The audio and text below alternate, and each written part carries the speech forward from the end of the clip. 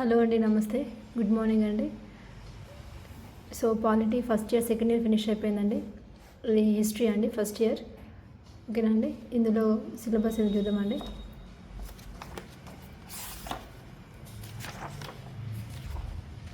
Okay అండి. Syllabus మొత్తం ఇందులో 15 చాప్టర్స్ ఉన్నాయండి. 15 చాప్టర్స్ ఉన్నాయండి. ఓకేనా. ఫస్ట్ చాప్టర్ వచ్చేసి చరిత్ర, భౌగోళిక పరిస్థితులు, సింధు నాగరికత, వేద సంస్కృతి, ప్రాచీన భారతదేశంలో సామాజిక మత సంస్కృత ఉద్యమాలు, మౌర్య సామ్రాజ్యం అవతరణ, తర్వాత గుప్తుల యుగం, రాజపుత్రుల యుగం, దక్షిణ భారతదేశ రాజ్యాలు, ఢిల్లీ సుల్తానుల యుగం, మొఘళ్ళ యుగం, మరాఠాల విజృంభణ, ప్రాంతీయ రాజ్యాలు, యూరోపియన్ల రాక, బ్రిటిష్ పాలనకు వ్యతిరేకంగా తొలి తిరుగుబాట్లు, భారతదేశంలో సాంఘిక మత సంస్కరణ ఉద్యమాలు,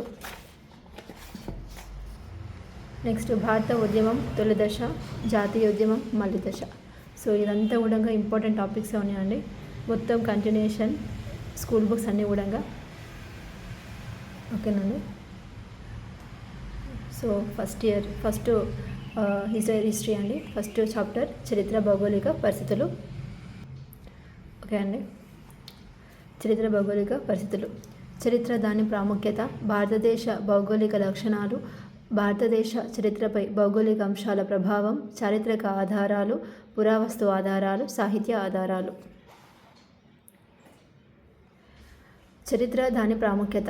చరిత్ర సామాజిక శాస్త్రాలకు తల్లి లాంటిది.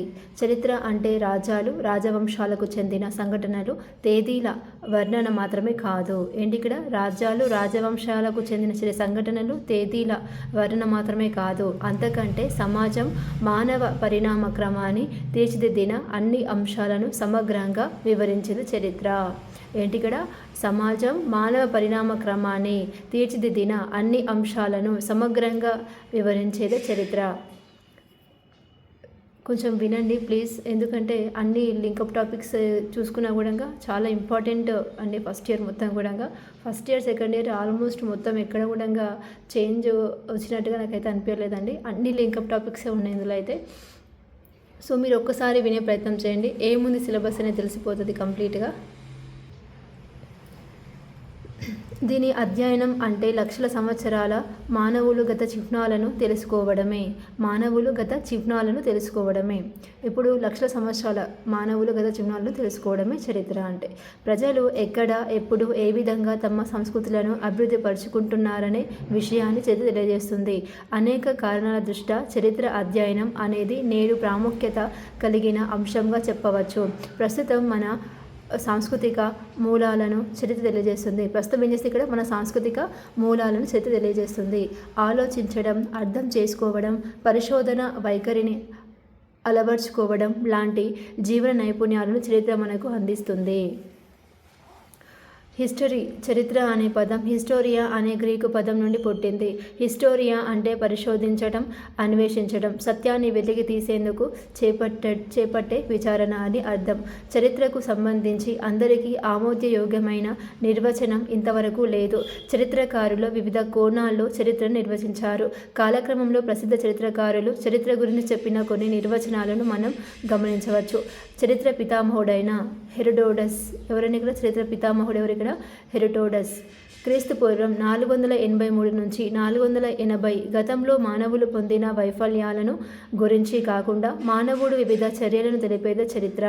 గతంలో మానవుడు పొందిన వైఫల్యాలను గురించి కాకుండా, అంటే కేవలం అది మాత్రమే, గతంలో పొందిన వైఫల్యాలే కాకుండా ఇప్పుడు ఏంటి ఇక్కడ? మానవుల వివిధ చర్యలను తెలిపేదే, మానవుల యొక్క చర్యలను తెలిపేదే చరిత్ర అని చెప్పడం జరిగింది హెరోడోటస్. ఎవరిక్కడ? చరిత్ర పితామహుడు ఈయన. ఓకేనా. ఈయన క్రీస్తు పూర్వం 483 నుంచి 430 వరకు అని పేర్కొన్నాడు. కోరికలు నెరవేర్చుకునే క్రమంలో మానవులు చేసే కార్యకలాపాల చరిత్ర అని కార్ల్ మార్క్స్ అభిప్రాయపడ్డారు.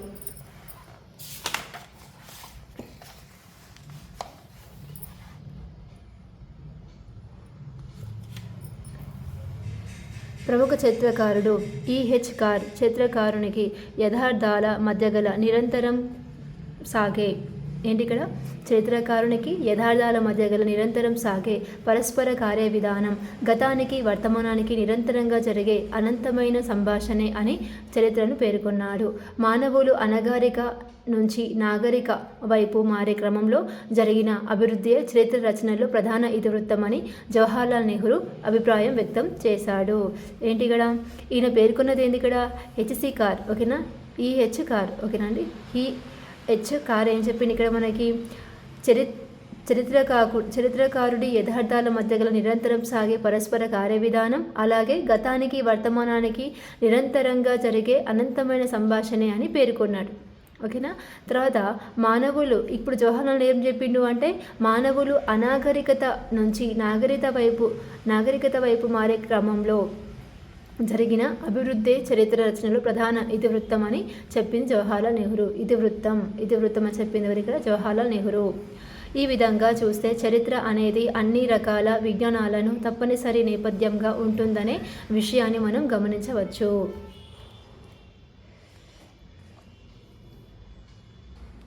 ఓకే అండి. చరిత్ర రచనా శాస్త్రం.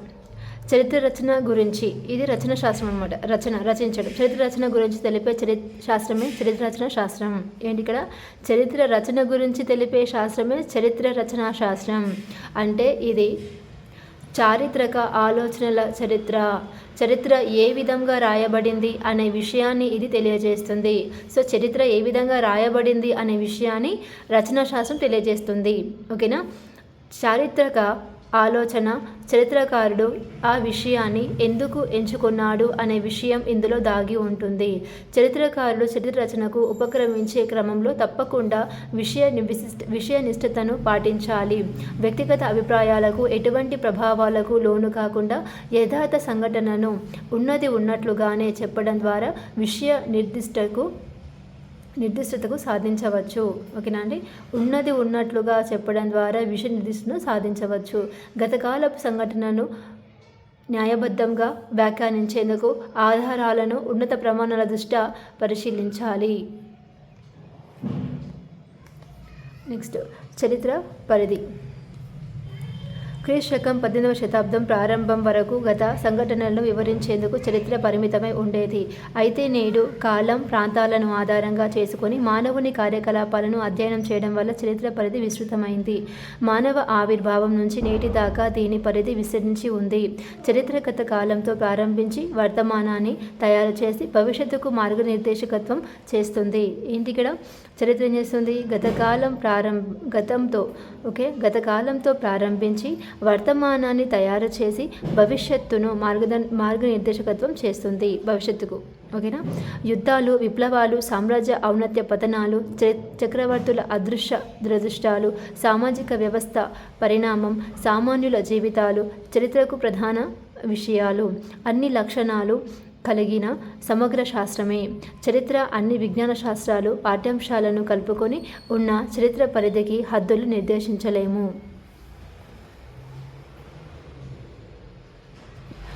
భారతదేశ భౌగోళిక లక్షణాలు. చరిత్రకు భౌగోళిక విజ్ఞానానికి అత్యంత సన్నిహిత సంబంధం ఉంది. ఒకవేళ చరిత్రను క్షుణ్ణంగా అర్థం చేసుకోవడానికి ఆ దేశ భౌగోళిక స్వరూపం గురించి తెలుసుకోవడం అవసరం.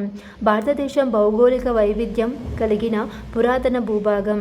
ఎన్నో నాగరికతలు, సామ్రాజ్యాలు ఈ భూభాగంలో ఏర్పడి అంతరించిపోయినప్పటికీ ఒక అవిచ్ఛిన్న సంస్కృతి నేటి వరకు కొనసాగుతూనే ఉంది. ప్రాచీన కాలంలో భారతదేశాన్ని భరతవర్షంగా పిలిచేవారు. భరతుని భూమిగా దేశ ప్రజలను భరత సంతతిగా అభివర్ణించారు. భారతదేశాన్ని పురాణాల్లో జంబూద్వీపం అనేవారు. ఇది 8th క్లాస్లో పటాల అధ్యాయం తయారీలో ఉందండి. ఫస్ట్ లెసన్లో జంబూద్వీపం, శుక్ల, ప్రక్ష, సాల్మలి అవన్నీ ద్వీపాలు ఉంటే దీని మధ్యలో ఇది ఉంటుంది, జంబూద్వీపం కూడా ఉంటుంది. సో భారతదేశాన్ని పురాణాలు జంబూద్వీపం అనేవారు. ఈ దేశానికి ఇండియా అనేది మరొక పేరు. 8th క్లాస్ అండి టెక్స్ట్ బుక్. సో ఇక్కడ లెసన్ నెంబర్ 1లో ఇక్కడ చూడండి, ఇక్కడ కృంచద్వీపం, పుష్కర ద్వీపం, లక్షద్వీపం, సాల్మలి ద్వీపం, శకద్వీపం, అదేవిధంగా కుషద్వీపం, భరతఖండం, ఇది జంబూద్వీపం. భరతఖండం, జంబూద్వీపం. ఓకేనా అండి?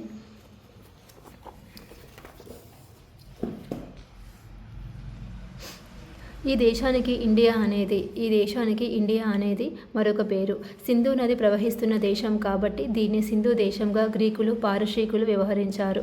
క్రమంగా సింధు పారశీకుల ఉచ్చారణలో హిందూగా, గ్రీకుల ఉచ్చారణలో పారశీకుల ఉచ్చారణలో ఏ విధంగా ఉండేది? హిందూగా.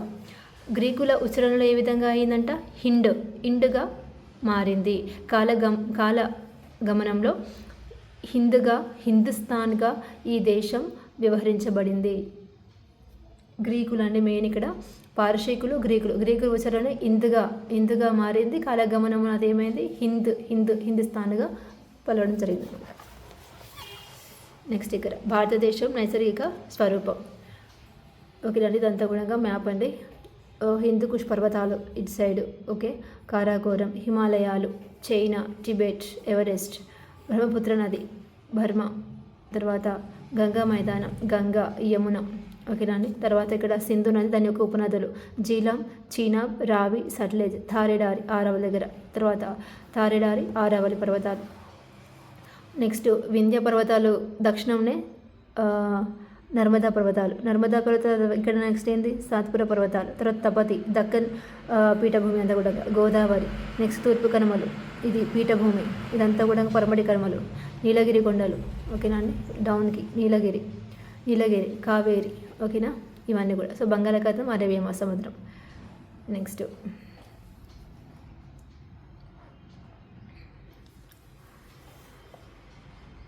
ఓకే అండి. భారత ఉపఖండానికి భౌగోళిక పరిస్థితులు సహజ రక్షణను కల్పిస్తున్నాయి. ఉత్తరాన హిమాలయ పర్వత శ్రేణి, తూర్పు వైపున బంగాళాఖాతం, దక్షిణం వైపు హిందూ మహాసముద్రం, పడమటి వైపు అరేబియా సముద్రం సహజమైన ఎల్లలుగా ఉన్నాయి. దేశంలోని పర్వతాలు, మైదానాలు, పీఠభూములు, తీర ప్రాంతాలు దేశ చరిత్ర గతిని నిర్ణయించడంలో కీలక పాత్ర పోషించాయి. హిమాలయ పర్వత శ్రేణి పశ్చిమాన ఆఫ్ఘనిస్తాన్ నుంచి తూర్పున మయన్మార్. ఏంటి ఇక్కడ? హిమాలయ పర్వత శ్రేణి అనేది పశ్చిమాన ఆఫ్ఘనిస్తాన్ నుంచి తూర్పున మయన్మార్, బర్మా వరకు, ఓకేనా అండి. ఇక్కడ చూపించిన ఇందాక బర్మా ఎక్కడుందని మ్యాప్లో చూడండి ఒకసారి. ఇదిగోని బర్మా, ఓకేనా అండి. ఆఫ్ఘనిస్తాన్ ఇటు సైడ్ ఉంటుంది, ఇక్కడ సైడ్ ఆఫ్ఘనిస్తాన్ ఉంటుంది. సో ఆఫ్ఘనిస్తాన్ నుంచి బర్మా వరకు ఏముంది ఇక్కడ? తూర్పున. సో తూర్పు సైడ్న ఆఫ్ఘనిస్తాన్ నుంచి, అదేవిధంగా పడమటి వైపున పశ్చిమ కదండి, పశ్చిమ వైపున ఆఫ్ఘనిస్తాన్ నుంచి ఇక్కడ తూర్పు వైపున బర్మా వరకు, ఓకేనండి, తూర్పు వైపున బర్మా వరకు అనమాట. ఓకేనా, ఒక నిమిషం అండి. ఓకే, పశ్చిమాన ఆఫ్ఘనిస్తాన్ నుంచి తూర్పున మయన్మార్, బర్మా వరకు వ్యాపించి ఉంది. దాదాపు 2400 కిలోమీటర్ల పొడవు, 300 కిలోమీటర్ల ఎత్తులో ఇవి ఉత్తరాన పెట్టని గోడ వలె ఉన్నాయి. 2400 కిలోమీటర్ల పొడవు, 300 కిలోమీటర్ల ఎత్తు, ఓకేనా. ఇవి ఉత్తరాన పెట్టని గోడ వలె ఉన్నాయి. ఈ ఎత్తు గురించి టెక్స్ట్ బుక్లో ఉందా అండి? 10th క్లాస్ టెక్స్ట్ బుక్లో ఇయ్యలే అనుకుంటా అండి. ఈ పొడవు గురించి మాత్రమే ఇచ్చిండు. 10th క్లాస్ అండి, ఫస్ట్ చాప్టర్. ఓకే అండి, హిమాలయాలు ఇక్కడ 10th క్లాస్ ఫస్ట్ చాప్టర్ అనేది. ఇదేంటి? ఇక్కడ హిమాలయాలు ఒక చాపం వల్లే పడమటి నుంచి తూర్పుకి 2400 కిలోమీటర్ల పొడవున విస్తరించున్నాయి అంతే. పశ్చిమ ప్రాంతంలో 500 కిలోమీటర్ల వెడల్పుగా ఉండగా మధ్య తూర్పు ప్రాంతాల్లో 200 కిలోమీటర్లు ఉన్నాయి. అంటే ఇక్కడ మొత్తం కూడా పొడవు గురించి ఇచ్చిండు కానీ ఎత్తు గురించి చేయలేడు. ఎత్తు గురించి ఇక్కడ 1 పాయింట్ ఎక్కడ ఉందన్నమాట, ఓకేనా. ఎత్తు ఎంత ఉందంటే ఇక్కడ 300 కిలోమీటర్ల ఎత్తులో ఉన్న ఉత్తరాన పెట్టని గోడ వలె ఉన్నాయి, ఓకేనా అండి. వీటి విస్తీర్ణం దాదాపు 5 లక్షల చదరపు కిలోమీటర్లు. హిమాలయ విస్తీర్ణం అనేది ఎంత ఉందంటే ఇక్కడ 5 లక్షల చదరపు కిలోమీటర్లు. ఎవరెస్ట్ లేదా గౌరీ శంకర్ ప్రపంచంలోనే అత్యంత ఎత్తైన శిఖరం, ఓకేనా అండి. ఈ ఎవరెస్ట్ పర్వతం గురించి మళ్ళీ 8th క్లాస్లో ఉందండి టెక్స్ట్ బుక్లో, ఫస్ట్ చాప్టర్లోనే ఉంది. అది కూడా ఇక్కడ ఇవ్వండి.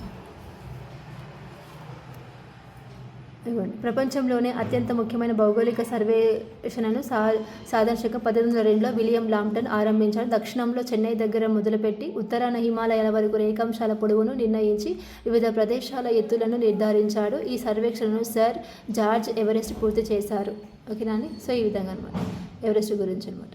సర్ జార్జ్ ఎవరెస్ట్ పూర్తి చేస్తారు. ఈ సర్వేక్షణ ఆధారంగానే ఎవరెస్ట్ పర్వతం ప్రపంచంలోకెల్లా ఎత్తైన పర్వతం అని నిరూపితమైంది. మొదటిసారిగా శాస్త్రీయ పద్ధతిని ఉపయోగించి దాని ఎత్తును కొలిసిన జార్జ్ ఎవరెస్ట్ పేరునే ఈ పర్వతానికి పెట్టారు, ఓకేనా అండి.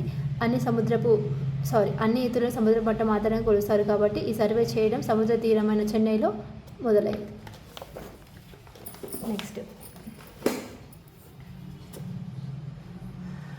నెక్స్ట్ అండి కాంచనగంగా, ధౌల్గిరి, నంగప్రభాత్ ధౌల్గిరి, నంగప్రభాత్, నందాదేవి లాంటి పర్వత శ్రేణి హిమాలయాల్లోనే ఉన్నాయి. ప్రపంచంలోనే అత్యంత పురాతన పర్వతాలుగా చెప్పబడిన ఆరావళి పర్వతాలు దేశంలోనే వాయవ్య ప్రాంతంలో ఉన్నాయి. ఓకేనా అండి. ఈ ఆరావళి పర్వతాల గురించి కూడా 10th బిట్ ఉందండి. ఆరావళి పర్వతాలు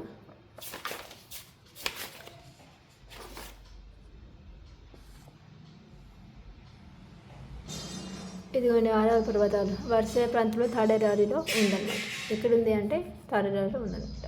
ఓకేనండి. నెక్స్ట్ వాయువ్య ప్రాంతంలో ఉన్నాయి. ఓకేనా అండి. వాయువ్య ప్రాంతం ఇందాక మ్యాప్లో చూసినాం కదండి. ఆరావళి పర్వతాలు ఎక్కడ ఉన్నాయండి? ఇగో వాయువ్య ప్రాంతంలో. ఓకేనా అండి. నెక్స్ట్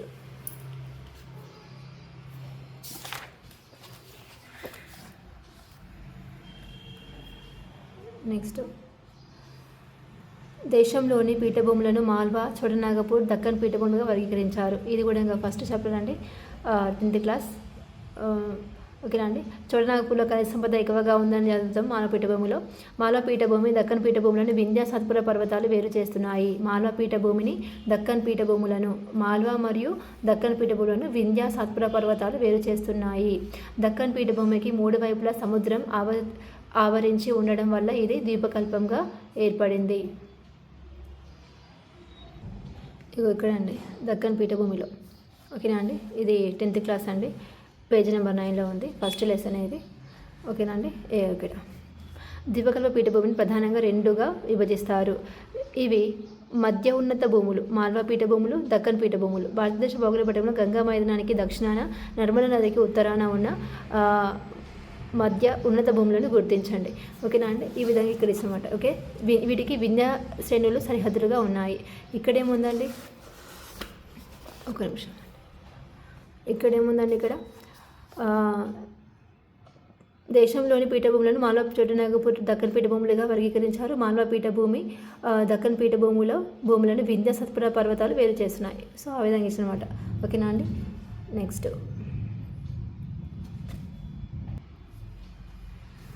మైదానాల్లో గంగా, సింధు మైదానాలు ముఖ్యమైనవి. ఇది కూడా అదే చాప్టర్లో ఉందండి. హిమాలయాల నుంచి ప్రవహించే జీవనదులు తీసుకొచ్చిన ఒండ్రు మట్టితో. ఒక నిమిషం అండి. ఓకే అండి.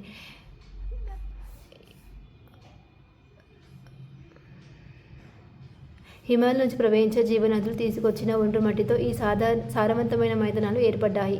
సింధు, గంగా నాటి ఉపనదుల పరివాహక ప్రాంతాలు ఈ మైదానాల్లో అంతర్భాగాలు. మరోవైపు తూర్పు పశ్చిమ కనుమల్లో జన్మించే కృష్ణ, ఇక్కడ తూర్పు పశ్చిమ కనుమల్లో జన్మించే కృష్ణ, గోదావరి నదులు లాంటి నదులు, వాటి ఉపనదుల వల్ల దక్షిణ భారతదేశంలో కూడా మైదానాలు ఏర్పడ్డాయి. దక్షిణ భారతదేశంలో మైదానాలు ఏ విధంగా ఏర్పడ్డాయి అంటే కృష్ణా, గోదావరి నది నదులు వాటి ఉపనదుల వల్ల దక్షిణ భారతదేశంలో కూడా మైదానాలు ఏర్పడ్డాయి.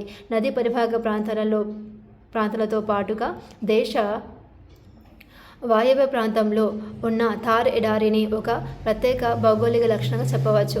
థార్ ఎడారి. ఓకేనా అండి. ఆరావళి పర్వతాలు వాయవ్య ప్రాంతంలో కానీ ఆరావళి పర్వతాలు ఓ విధంగా అనమాట. ఈ ప్రాంతం భారత, పాకిస్తాన్ దేశాలకు సహజ సరిహద్దుగా ఉంది. నెక్స్ట్ తూర్పున బంగాళాఖాతం, దక్షిణాన హిందూ మహాసముద్రం, పశ్చిమాన అరేబియా సముద్రాలు భారతదేశానికి చాలా పొడవైన తీరరేఖలు ఏర్పరుస్తున్నాయి. ఫలితంగా ప్రపంచంలోనే అత్యంత పొడవైన తీరరేఖ కలిగిన దేశాలలో భారత్ ఒకటిగా నిలిచింది.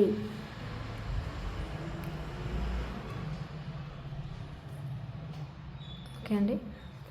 భారత్ ఒకటిగా నిలిచింది. ద్వీపకల్ప పశ్చిమ భాగం వైపు డామన్ నుంచి తిరువనంతపురం వరకు పశ్చిమ కనుమలు సహ్యాద్రి వరకు వ్యాపించి ఉన్నాయి.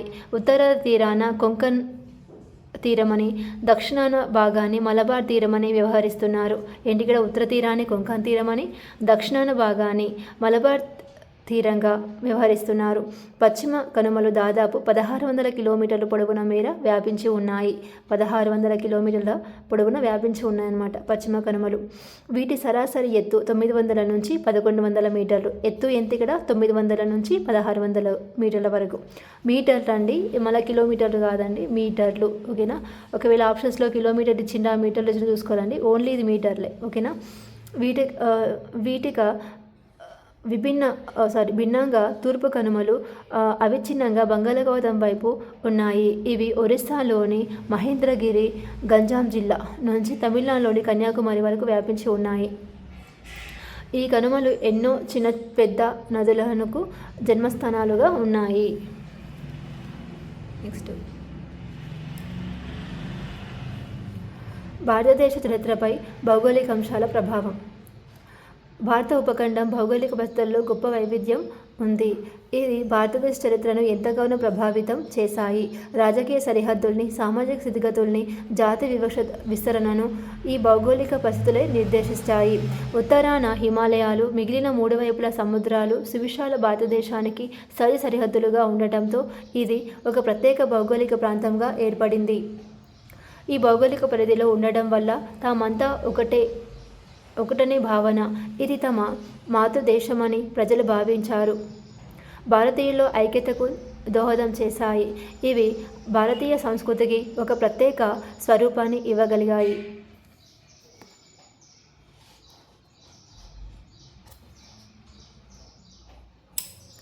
హిమాలయాలు దేశానికి పెట్టని గొడవలే రక్షణ సమకూర్చడమే కాక ఉత్తర ఆర్కిటిక్ నుంచి వచ్చే అతి శీతల పవనాల తీవ్రత నుంచి దేశానికి రక్షణ కల్పిస్తున్నాయి. సో ఇదొక పాయింట్ అని 10th క్లాస్లో.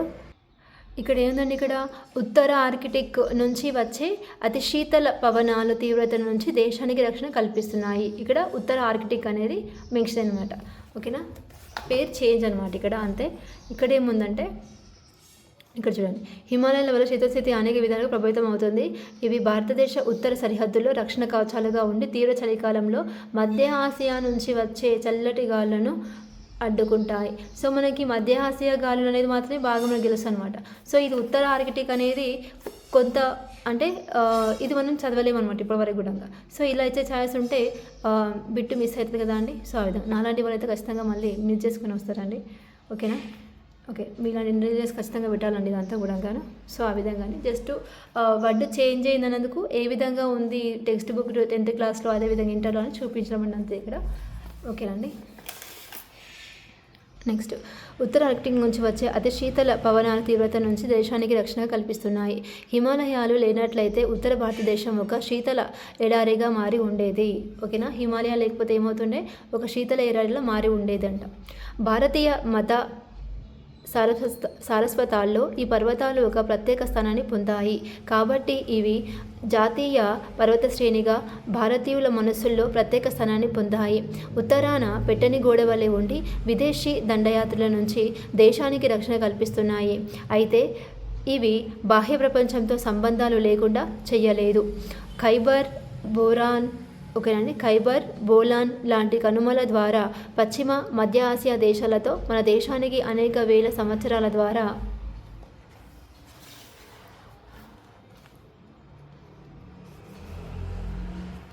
సంబంధాలు కొనసాగుతూనే ఉన్నాయి. వీటి ద్వారానే విదేశీ అక్రమదారులు భారతదేశాన్ని జయించాలని చూశారు. అలెగ్జాండర్ దండయాత్ర దీనికి ఒక ఉదాహరణ.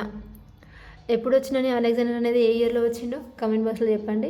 అలెగ్జాండర్ అనేది ఇది కూడా 8th క్లాస్ ఫస్ట్ చాప్టర్లోనే ఉంటుందండి. ఓకేనా? నెక్స్ట్, విదేశీయులు వచ్చిన ఈ రహదారుల ద్వారా వర్తక వ్యాపారాలు జరిగాయి. సో ఒక్క నిమిషం అండి, ఇది ఎక్కడో చూపిస్తాను ఇప్పుడే. ఇక్కడే ఉందండి. ఏ ఇయర్లో వచ్చిండు అలెగ్జాండర్ అనేది? ఓకేనా అండి? భారతదేశానికి 2300 సంవత్సరాల క్రితం ప్రపంచాన్ని జయించాలని భారతదేశం వరకు వచ్చిన గ్రీకు రాజు ఎవరు? అలెగ్జాండర్. ఓకేనా అండి? సో ఆ విధంగా అంటే కొంచెం గుర్తు చేస్తున్నాను. అలెగ్జాండర్ దండయాత్ర దీనికి ఉదాహరణ కాకపోతే ఆయన ఎప్పుడు వచ్చిండు భారతదేశానికి ఆక్రమించాలని అనేది ఒకటి పాయింట్ అనమాట, 2300 సంవత్సరంలో. ఓకేనా అండి? నెక్స్ట్, దండయాత్ర ఉదాహరణ. విదేశీయులు వచ్చిన ఈ రహదారుల ద్వారా వర్తక వ్యాపారాలు జరిగాయి. సాంస్కృతిక మార్పిడికి ప్రభావాలకు కూడా ఇవి కారణమయ్యాయి. దీనివల్ల రహదారు ప్రాముఖ్యతను హెచ్చి ప్రముఖ వర్తక కేంద్రాలు ఏర్పడ్డాయి. ఈ ప్రాంతంలోని వివిధ సంస్కృతులు ఒకటయ్యాయి. భారతీయ, గ్రీకు శిల్పకళల సమ్మేళనంగా ఏర్పడిన గాంధార శిల్పకళలు దీనికి ఉదాహరణగా పేర్కొనవచ్చు. ఇవి కళా చరిత్ర జగత్తులో ఒక అద్భుతాన్ని సృష్టించగలిగింది. భారతదేశ చరిత్రను ప్రభావితం చేసే భౌగోళిక అంశాలు గంగా సింధు మైదానాలు ముఖ్యమైనవి. ఈ ప్రాంతంలో అనేక సంస్కృతులు ఆవిర్భవించాయి. వైదికేతర మతోద్యమాలు, పట్టణీకరణ మూలాలన్నీ కూడా ఈ మైదానంలోనే చూడవచ్చు.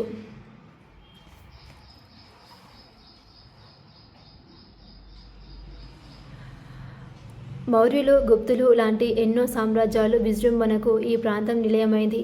వ్యవసాయ సంపదకు ఆధార నిలయమైంది. ఈ ప్రాంతంపై ఆధిపత్యం కోసం ఎన్నో యుద్ధాలు జరిగాయి. ప్రపంచంలోనే అత్యంత పురాతన భూభాగమైన దక్కన్ పీఠభూమి ప్రాక్ చరిత్రకు సంబంధించిన సంస్కృతులకు నిలయము. ఈ ప్రాంతం కూడా ఎన్నో సంస్కృతులకు, సంప్రదాయాలకు, భాషలకు పుట్టినిల్లు. శాతవాహనులు, కాకతీయులు, విజయనగర బహుమని లాంటి రాజకీయ శక్తులు ఈ ప్రాంతం నుంచే విజృంభించాయి.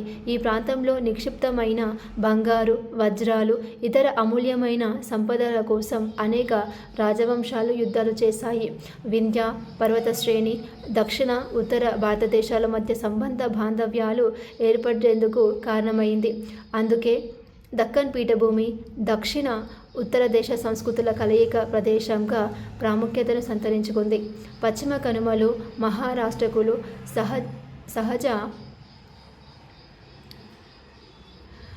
సహజ సిద్ధమైన రక్షణ సదుపాయం కలుగజేశాయి. పశ్చిమ కనుమల ఉపరితలాలు కోటల నిర్మాణానికి అనుకూలంగా ఉండి మహారాష్ట్రలో విజృంభణకు దోహదం చేశాయి. రాజస్థాన్లోని ఆరవలి పర్వతాలు రాజపుత్రుల చరిత్రలో ప్రముఖ పాత్రను నిర్వహించాయి. ఇవి రాజపుత్రులకు సహజసిద్ధమైన రక్షణ సౌకర్యాలు కలుగజేయడమే కాకుండా వారిని వీరులుగా తీర్చిదిద్దాయి. హిమాలయాల నుంచి ప్రవహించే జీవనదులు వ్యవసాయ రంగ సంపద వృద్ధి చెందడానికి, రవాణా సౌకర్యాలు మెరుగుపరచడానికి ఉపయోగపడ్డాయి. ఎందుకు ఇక్కడ వ్యవసాయ రంగం సంపద, అదేవిధంగా రవాణా సౌకర్యాలు. ఈ నది పరివాహక ప్రాంతాల్లో నాగరికత కేంద్రాలు వికసించాయి. అంతర్గతంగా మహానదులన్నీ సంస్కృతి, వర్తక వ్యాపారాలు పెంపొందడానికి కారణమైతే, మూడు వైపులా ఉన్న మహాసముద్రాలు మన దేశానికి మిగిలిన ప్రపంచంతో సంబంధం ఏర్పడడానికి కారణమయ్యాయి. భారతదేశ వాతావరణ పరిస్థితుల్లో చాలా తేడాలున్నాయి. భారతదేశ దక్షిణ భాగం ఉష్ణమండలంలోనూ, ఉత్తర ప్రాంతం సమశీతోష్ణ మండలంలోనూ ఉంది. ఈ ఉష్ణోగ్రత వ్యత్యాసాలు వర్షపాతాన్ని ప్రభావితం చేస్తున్నాయి. ఉష్ణ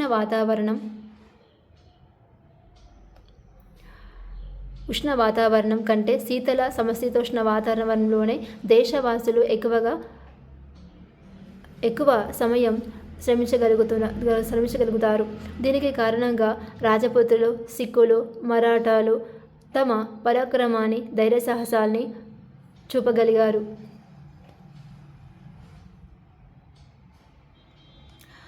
దేశానికి సుదీర్ఘమైన సముద్ర తీరం ఉండటం వల్ల దక్షిణంలో పరిపాలించిన ఆంధ్రులు, కళింగులు, చోళులు మొదలైన వారు ఆగ్నేయాసియా దేశాలతో సముద్రం మీదుగా వ్యాపార సంబంధాలు ఏర్పరచుకున్నారు. Cambodia, Thailand, Java, Sumatra, Borneo, Burma, Nepal దేశాల్లో భారతీయులు స్థిరనివాసాలేర్పరచుకొని వర్తక వ్యాపారాలను పెంపొందించారు. ఈ విధంగా ఏర్పడిన వ్యాపార సంబంధాలు క్రమంగా భారతీయ సంస్కృతి వ్యాప్తికి తోడ్పడ్డాయి. ఇదంతా కూడా చోళులు, వీళ్ళంతా కూడా ఆంధ్రులు, వీళ్ళంతా కూడా 7th లెసన్లో ఉంటుంది, 7th క్లాస్లో ఉంటుంది. ఓకేనా అండి?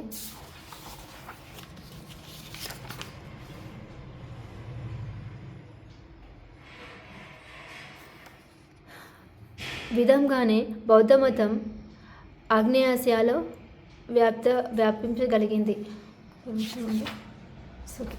ఈ విధంగానే బౌద్ధ మతం ఆగ్నేయాసియాలో వ్యాపించగలిగింది. అట్లాగే హిందూ మతం కూడా విస్తరించింది. సుదీర్ఘమైన తీర ప్రాంతం భారతదేశానికి ఉంది. కనుకనే పోర్చుగీసు, డచ్, ఫ్రెంచ్, ఆంగ్లేయ వ్యాపారులు సముద్రం మీదుగా ఈ దేశానికి వచ్చి క్రమంగా తమ వలసలను ఇక్కడ విస్తరించుకోగలిగారు.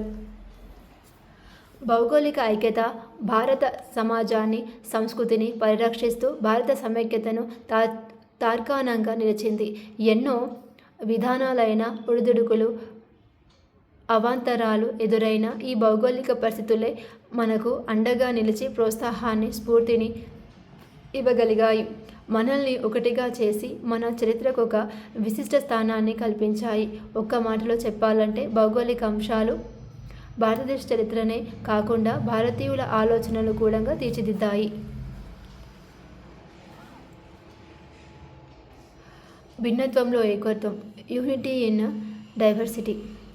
భిన్నత్వంలో ఏకత్వం అనేది భారతీయ సంస్కృతి యొక్క విశిష్ట లక్షణంగా చెప్పుకోవచ్చు. భారతీయ సమాజంలో జాతి, సిద్ధాంత, భాష, మతపరమైన వైవిధ్యాన్ని స్పష్టంగా గమనించవచ్చు. ద్రావిడులు, ఆస్ట్రలాయిడ్స్, మంగోలయన్లు, మెడిటేరియన్లు లాంటి జాతులకు భారతదేశం నిలయం. అందుకనే కొంతమంది చరిత్రకారులు భారతదేశాన్ని వివిధ జాతుల ప్రదర్శనశాలగా వ్యాఖ్యానించారు. ఈ వైవిధ్యం సహజమైనది. ఏ గంగానది పరివాహక ప్రాంతంలో అయితే యజ్ఞయాగాదులు, వైదిక సంస్కృతి విలసిల్లాయో అదే ప్రాంతంలో వీటిని వ్యతిరేకించిన బౌద్ధ, జైన మతాలు ఆవిర్భవించాయి. నామ రూప గుణాలు లేని బ్రహ్మయే మూలం అనే భావనల దగ్గర నుండి నామ రూప గుణాలతో షోడశోపచారాలతో దేవతలను పూజించడం ఇక్కడే చూడవచ్చు. అదేవిధంగా విగ్రహారాధన అధమం అన్న స్మృతుల నుంచి విగ్రహ రూపంలోని భగవంతుని ఆరాధించాలని ప్రోత్సహించిన పద్ధతులను గమనించవచ్చు. ఇండో ఇరానియన్ భాషలతో పాటుగా ద్రావిడ భాషలు కూడా ఇదే భూమిలో కొనసాగుతున్నాయి.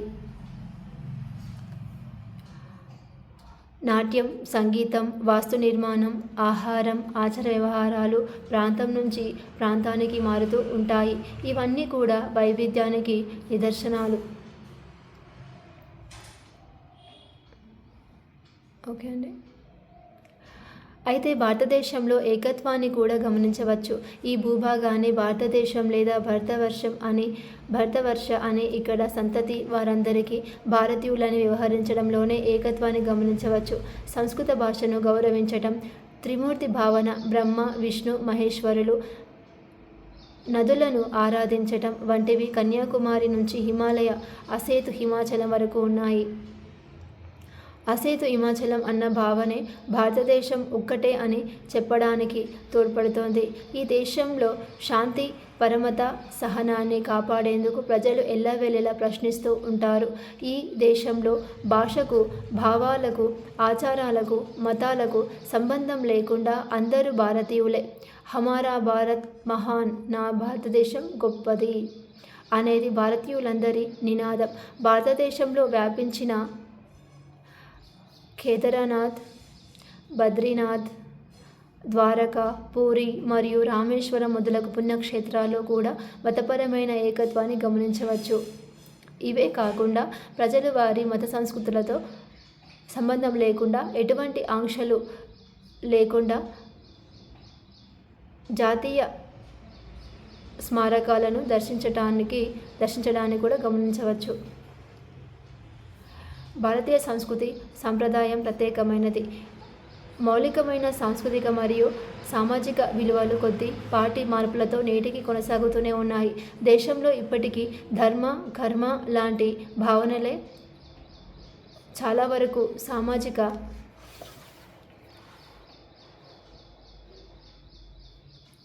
మరియు సాంస్కృతిక కార్యకలాపాలను నిర్దేశిస్తున్నాయి.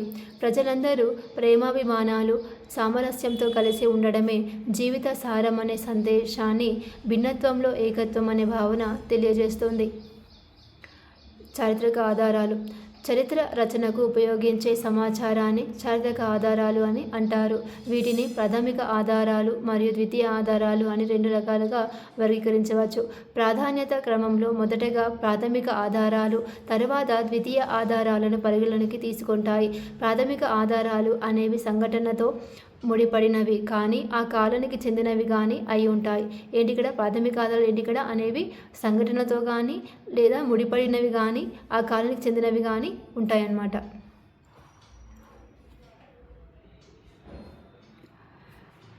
అయి ఉంటాయి. చరిత్ర రచనా శాస్త్రం ప్రకారం సంఘటనలకు సాక్షిభూతమైన వ్యక్తులు కానీ వస్తు సముదాయం కానీ పత్రాలు కానీ లేదా సంఘటనలతో ముడిపడిన మరే ఇతర సమాచారమైన ప్రాథమిక ఆధారమే. అందుకనే ఇది అత్యంత విశ్వసనీయమైన ఆధారాలు.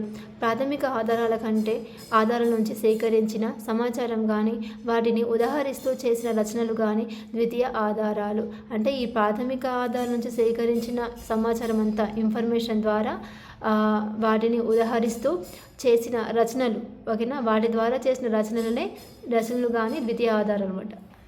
ఓకేనా, చేసిన రచనలు కానీ ద్వితీయ ఆధారాలు అంటే వాటి నుంచి చేసినవి కాకుండా మిగిలినవి అనమాట ఇక్కడ. ఓకేనా, వీటి స్వభావం దృష్ట్యా ఒక నిమిషం అండి. ప్రాథమిక ఆధారాల నుంచి సేకరించిన సమాచారం కానీ వాటిని ఉదాహరిస్తూ చేసిన రచనలు కానీ ఓకేనండి. ఓకే, వీటి ద్వారానే ద్వితీయ ఆధారం అనమాట. సో వీటి నుంచి సేకరించినవే ద్వితీయ ఆధారాలు అవుతాయి అన్నమాట. ఇన్ఫర్మేషన్ అంతా కూడా వీటి స్వభావం దృష్ట్యా ఇవి తేలికగా మరియు విస్తృతంగా లభ్యమయ్యే ఆధారాలు. చాలా సందర్భాలలో ప్రాథమిక ఆధారాలు అంత తేలికగా నేరుగా లభ్యం కావు. అలాంటి పరిస్థితుల్లో చరిత్రకారులు మొదటగా ద్వితీయ ఆధారాలను పరిగణలోకి తీసుకొని వాటి ద్వారా ప్రాథమిక ఆధారాలను సేకరిస్తారు. ఓకేనా అండి. ప్రాథమిక ఆధారాలు అంత తొందరగా అంటే అంత నేరుగా తేలికగా లభ్యం కావన్నమాట. అప్పుడు ఏంటి ఇక్కడ ద్వితీయ ఆధారాలను పరిగణలోకి తీసుకొని ఫస్ట్ ప్రాథమిక ఆధారాలు సేకరించడానికి ప్రయత్నం చేస్తారు అనమాట. చారిత్రక ఆధారాలు ప్రాథమిక ఆధారాల లేదా ద్వితీయ ఆధారాల అనేది పరిశీలిస్తున్న అంశం సందర్భం నిర్ణయిస్తాయి. కాబట్టి చారిత్రక ఆధారాలు ఏ కోవ కిందకు వస్తాయనేది విషయాన్ని బట్టి సందర్భాలను బట్టి మారుతూ ఉంటాయి. ఓకేనండి. నెక్స్ట్, ఒకవేళ నేను చదివేది అర్థం కాకపోతే జస్ట్ వీడియో ఆపి ఇక్కడ దాకా ఉంది అక్కడ రీడ్ చేసుకుంటూ వెళ్ళండి. ఓకేనండి. భారతదేశ చరిత్ర నిర్మాణానికి చాలా రకాల ఆధారాలు దోహదపడుతున్నాయి. వాటిని స్థూలంగా పురావస్తు ఆధారాలు మరియు సాహిత్య ఆధారాలుగా విభజించవచ్చు. ఆర్కియాలజికల్ సోర్సెస్ మరియు సాహిత్య ఆధారాలు, లిటరరీ సోర్సెస్. ఇప్పుడు పురావస్తు ఆధారాలు ఓకేనా అండి. ప్రాచీన కాలపు అవశేషాలను గుర్తించి అధ్యయనం చేసే శాస్త్రాన్ని పురాతత్వ శాస్త్రం అని అంటారు. ఇది ప్రాచీన భారతదేశ చరిత్ర నిర్మాణంలో కీలక పాత్ర పోషిస్తోంది. తవ్వకాలు, అన్వేషణలో లభించిన శిథిలాలు, అవశేషాలు, కట్టడాలు, వాస్తు శిల్పాలు, చిత్రాలు, శాసనాలు, నాణాలు, మట్టి పాత్రలను పురావస్తు ఆధారాలుగా పేర్కొంటారు. ఈ పురావస్తు ఆధారాలను రేడియో కార్బన్ వంటి శాస్త్రీయ పద్ధతుల ద్వారా పరీక్షించి ఏంటి ఇక్కడ రేడియో కార్బన్ ఓకేనా అండి. పురావస్తు ఆధారాలను రేడియో కార్బన్ వంటి శాస్త్రీయ పద్ధతుల ద్వారా పరీక్షించి వాటి కాల నిర్ణయం చేస్తారు. పురావస్తు ఆధారాల ద్వారానే ఆదిమ మానవుల జీవన విధానాన్ని గురించి తెలుసుకోవచ్చు.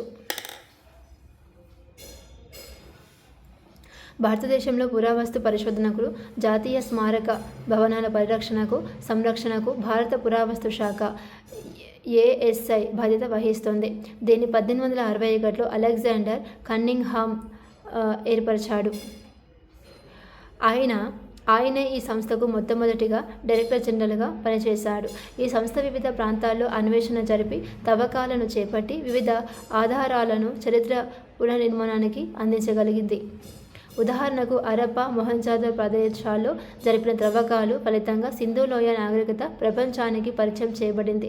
తక్షశిల, పాటలీపుత్రం, నలంద, సాంచి, బల్హోత్, సారనాథ్, నాగార్జునకొండ, కోటిలింగాలు, ధోలవీర,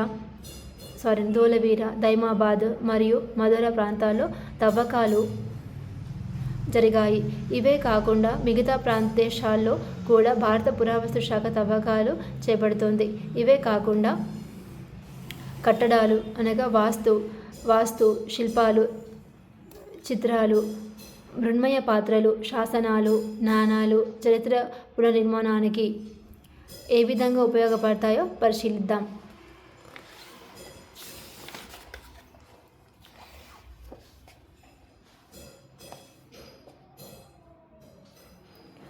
భౌతిక అవశేషాలు, మెటీరియల్ రిమైన్స్ అన్నమాట. ఓకేనండి. భౌతిక అవశేషాలలో భాగంగా వివిధ రకాలైన మానవ, జంతు అవశేషాలు, రాతి, ఎముక పరికరాలు, ఇనుము, మృణ్మయ పాత్రలు, భవన శిథిలాలు ఉంటాయి. సింధు లోయ, నర్మదా లోయ, కృష్ణ, గోదావరి తీర ప్రాంతాల్లో మధ్య భారతదేశంలోని జోహర్పూర్, బళ్ళారి, చోటనాగపూర్, అస్సాం, పాండిచ్చేరి పరిసర ప్రాంతాల్లో వీటిని కనుక్కోగలిగారు. ఇవి భారతదేశ ప్రాంక్ చరిత్ర పునర్నిర్మాణానికి దోహదం చేశాయి. కట్టడాలు, మాన్యుమెంట్స్.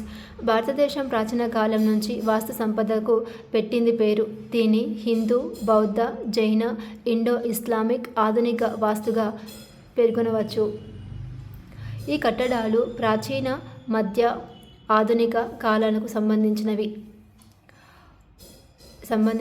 ఉపయోగించిన విధానాన్ని బట్టి వాస్తును మతపరమైన, లౌకికపరమైన వాస్తుగా కూడా వర్గీకరించవచ్చు.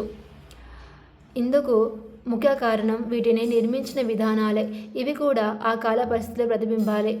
వీటిని క్షుణ్ణంగా పరిశీలిస్తే వాటి లక్షణాలను బట్టి అవి ఏ కాలానికి చెందినవో మనకు తెలుస్తుంది. శిల్పాలు.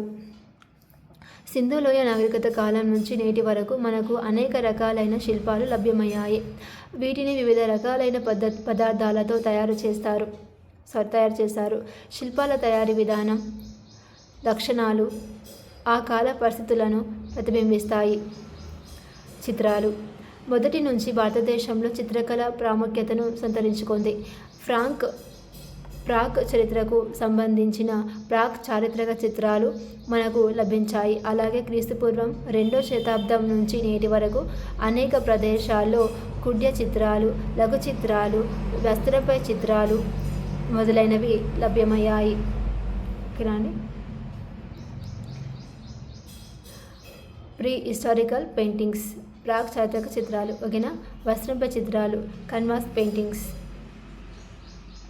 నెక్స్ట్ మట్టి పాత్రలు కూడా త్రవ్వకాలు సింధు లోయ నాగరికత నుంచి నేటి వరకు లభ్యమవుతున్నాయి. వీటిని అనేక రకాల మట్టితో చేసినట్టు తెలుస్తుంది. కాల్చిన మట్టి ప్రాంతాలతో పాటు కాల్చిన మట్టి పాత్రలు కూడా త్రవ్వకాల్లో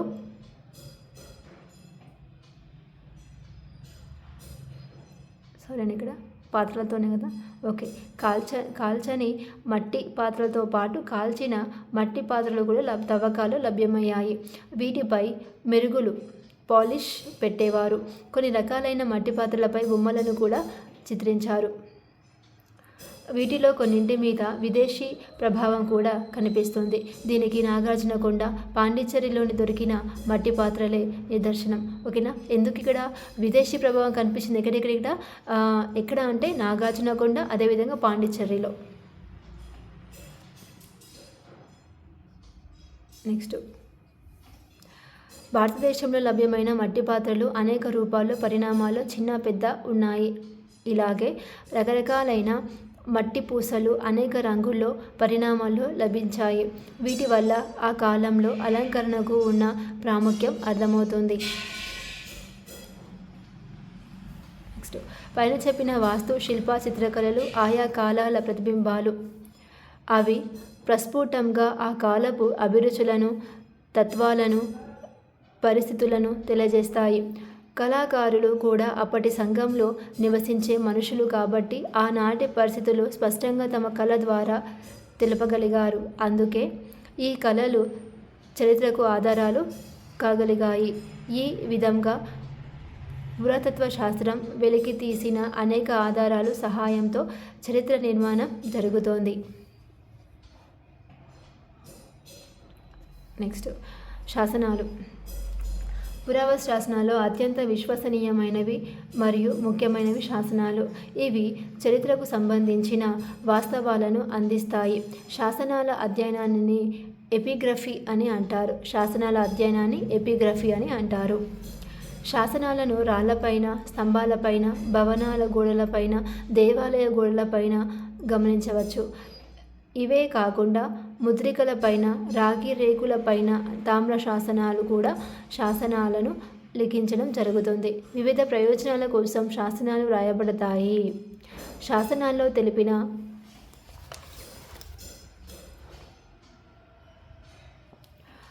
సమాచారం ఆధారంగా వాటిని వివిధ రకాలుగా వర్గీకరించవచ్చు. కొన్ని శాసనాలు వంశవృక్షాలను, రాజా ఉత్తర్వులను, రాజుల సాధించిన ఘనతలను, వారి దిగ్విజయాలను, ప్రశస్తి, మతపరంగా ఇచ్చిన దాన విశేషాలను తెలియజేస్తాయి. భారతదేశంలో సంస్కృతం, ప్రాకృతం, తమిళం, కన్నడం, తెలుగు మొదలైన వివిధ భాషల్లో శాసనాలు లభించాయి. అలాగే పురాతన లిపులైన ఖరోష్ఠీ, బ్రాహ్మీలో రాయబడిన శాసనాలు కూడా లభించాయి. వీటిలో కనిపించే భాషా శైలి, విషయాలు మనకు ఆ కాల పరిస్థితులను స్పష్టంగా తెలియజేస్తున్నాయి. ఓకేనా అండి? ఇదని ఇక్కడ అశోకుడు ఉపయోగించిన 4 శాసనాలు. బ్రాహ్మీ ఎగువ ఎడమ.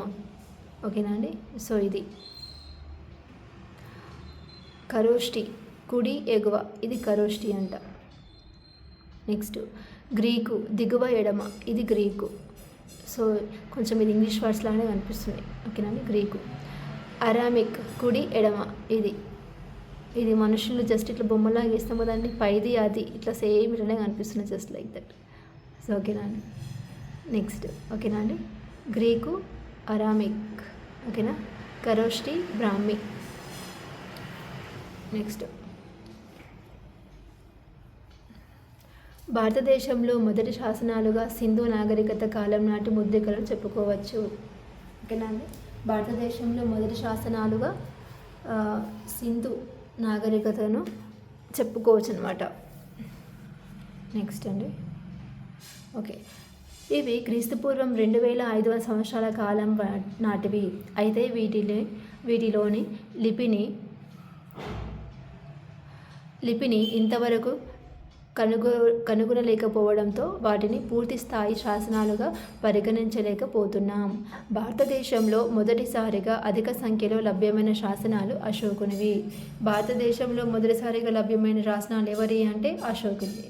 అదేవిధంగా మొదటగా శాసనాలు సింధు నాగరికత కాలం నాటి ముద్రిక చెప్పుకోవచ్చు అనమాట. మొదటి శాసనాలు ఏమో సింధువి.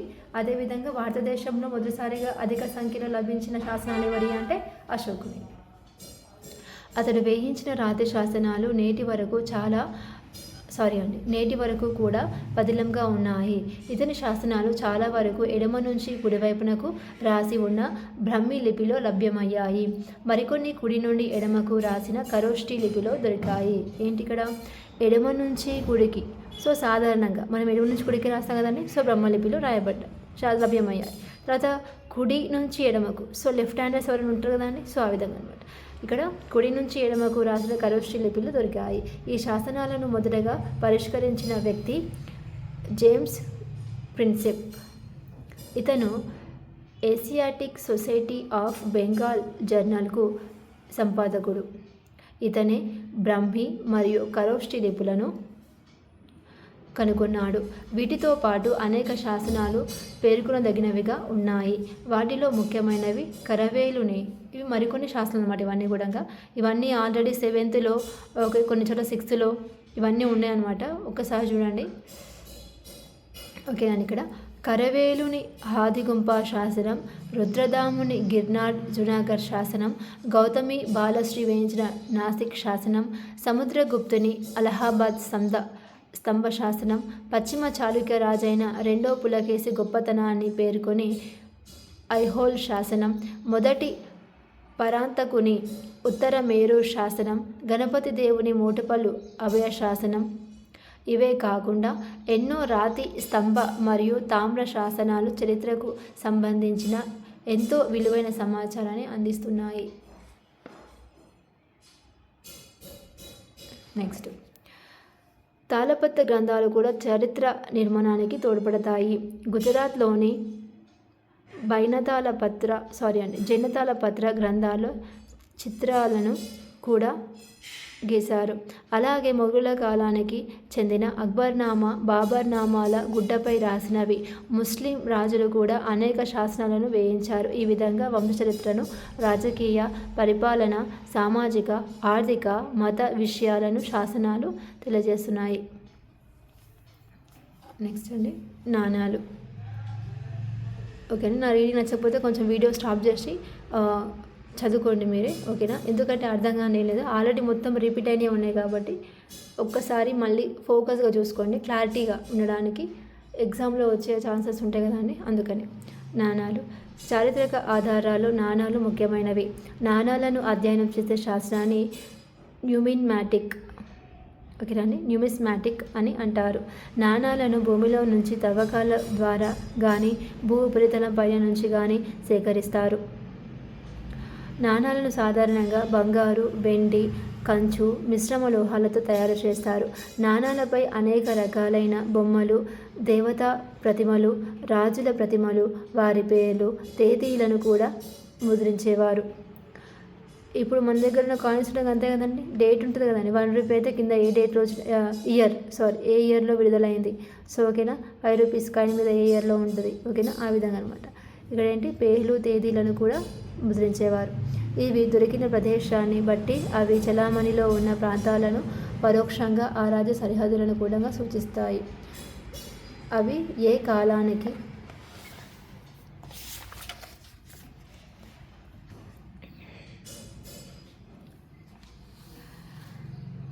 ఓకే అండి, ఒకసారి పిక్చర్స్ అనేవి. మౌర్య సామ్రాజ్యం యొక్క పంచ్మార్క్ నాణ్యం, గ్రీకు లిపిలో కనిష్క నాణ్యం, ఓకే అండి. Next okay, continuation. ఏ కాలానికి చెందినవో, ఏ రాజువో అవి దొరికిన ప్రదేశాన్ని బట్టి కూడా చెప్పవచ్చు. నాణాల ముద్రణలో వాటిపై ముద్రించిన భాష, లిపి, ప్రతిమల విషయంలో ప్రతి రాజవంశం కూడా తనదైన శైలిని అనుసరించింది. ప్రజలు ఆర్థిక స్థితిగతులను తెలియజేయడంలో కూడా నాణాల ప్రాధాన్యత ఉంది. వ్యాపార, వాణిజ్య విషయాలు తెలియజేస్తూ అనేక రాజవంశాల చరిత్రను పునర్నిర్మించడానికి నాణాలు ఎంతగానో ఉపయోగపడ్డాయి. ఇవే కాకుండా ఇతర ఎన్నో చారిత్రక విషయాలను వెలుగులోకి తేవడంలో నాణాలు ముఖ్యమైన పాత్ర పోషించాయి. భారతదేశంలో మొదటగా ముద్రించిన నాణాలు విద్యాంక నాణాలు, ఓకేనా అండి. భారతదేశంలో మొదటిసారిగా ముద్రించిన నాణాలు విద్యాంక నాణాలు. అదేవిధంగా భారతదేశంలో అత్యధికంగా లభించిన నాణాలు, ఓకేనా, శాసనాలు ఎవరి అంటే అశోకనివి, ఓకేనా అండి. తర్వాత భారతదేశంలో మొదటి శాసనాలు ఏ కాలం నాటివి అంటే సింధు నాగరికత కాలం నాటివి. నెక్స్ట్ ఇక్కడ ఏంటి, భారతదేశంలో మొదటగా ముద్రించిన నాణాలు విద్యాంక నాణాలు, పంచ్ మార్క్డ్ కాయిన్స్. వీటిపై కేవలం కొన్ని ఇవే అనమాట అండి. ఇక్కడ పిక్చర్లో చూసినాం కదా ఇంతకుముందు, ఓకేనా. పంచ్ మార్క్ నాణం, మౌర్య సామ్రాజ్యం యొక్క పంచ్ మార్క్ నాణం. ఇది కూడా చెప్పడం ఇదే. ఇక్కడ విద్యాంక నాణం, పంచ్ మార్క్డ్ కాయిన్స్ మొదటగా ముద్రించింది. వీటిపై కేవలం కొన్ని గుర్తులు, చిహ్నాలు మాత్రమే ఉండేవి. దేశవ్యాప్తంగా ఇలాంటి నాణాలు చాలా దొరికాయి. ముఖ్యంగా కుషానులు, గుప్తుల కాలం నాటి నాణాలు ఎన్నో ఆసక్తికర విషయాలను వెలుగులోనికి తెచ్చాయి. ఢిల్లీ సుల్తాన్ల పాలనలో భారతీయ నాణేల ముద్రలో మౌలికమైన మార్పులు చోటు చేసుకున్నాయి. మొత్తం మీద నాణాల ద్వారా ఆ కాలం నాటి రాజకీయ, ఆర్థిక, సామాజిక మరియు మత పరిస్థితులను తెలుసుకోవచ్చు. నెక్స్ట్ అండి, సాహిత్య ఆధారాలు. చారిత్రక ఆధారాలు, సాహిత్య ఆధారాలు ముఖ్యమైనవి. ఇవి సమకాలీన సమాజ పరిస్థితులను ప్రతిబింబిస్తాయి. సాహిత్య ఆధారాలను స్థూలంగా దేశీయ సాహిత్య ఆధారాలు మరియు విదేశీ సాహిత్య ఆధారాలు అని 2 రకాలుగా వర్గీకరించవచ్చు. దేశీయ సాహిత్య ఆధారాలలో విషయాన్ని బట్టి వాటిని మతపరమైనవి, లౌకిక రచనలుగా విభజించవచ్చు. దేశీయ సాహిత్య ఆధారాలు దేశీయ సాహిత్య ఆధారాలు అంటే అవి ఇక్కడే రూపుదిద్దుకున్న ఆధారాలని అర్థం. ఈ ఆధారాలు చరిత్ర రచనకు ఎంతగానో ఉపకరిస్తున్నాయి. ప్రాచీన భారతదేశ సాహిత్యం చాలా వరకు మతపరమైన అంశాలకు ప్రాధాన్యత ఇచ్చింది. దీనితో పాటుగా లౌకిక రచనలు కూడా ఉన్నాయి. ఇవన్నీ ప్రాచీన భారతదేశ చరిత్ర పునర్నిర్మాణానికి ఎంతగానో దోహదపడుతున్నాయి. నెక్స్ట్ ఓకే అండి, మతపరమైన సాహిత్యం. ప్రాచీన భారతదేశంలో రచనలన్నీ దాదాపుగా మతపరమైనవి అయినప్పటికీ వీటిలో చారిత్రక వ్యక్తులు, వివిధ చారిత్రక సంఘటనల గురించి కూడా రాయబడ్డాయి. సమకాలీన ఆర్థిక సామాజిక పరిస్థితులను ఈ రచనల నుంచి గ్రహించి చరిత్ర పునర్నిర్మాణం చేయవచ్చు. వీటి గురించి క్లుప్తంగా క్రింద రాయడం జరిగింది.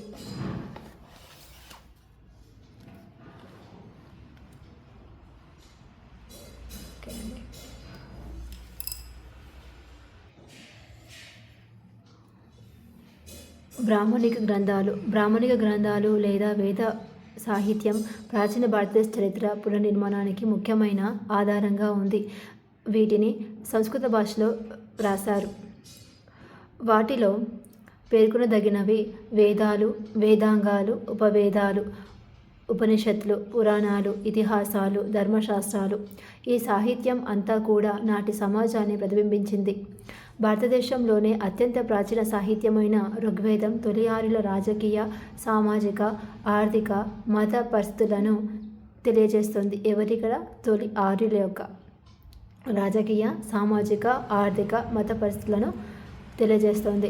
మిగిలిన 3 వేదాలైన యజుర్వేదం, సామవేదం, అథర్వణ వేదం మలివేద కాలం నాటి ఆర్యుల జీవన విధానాన్ని ప్రతిబింబిస్తున్నాయి. ఇది కూడా మలివేదం ఆర్యుల యొక్క జీవన విధానాన్ని.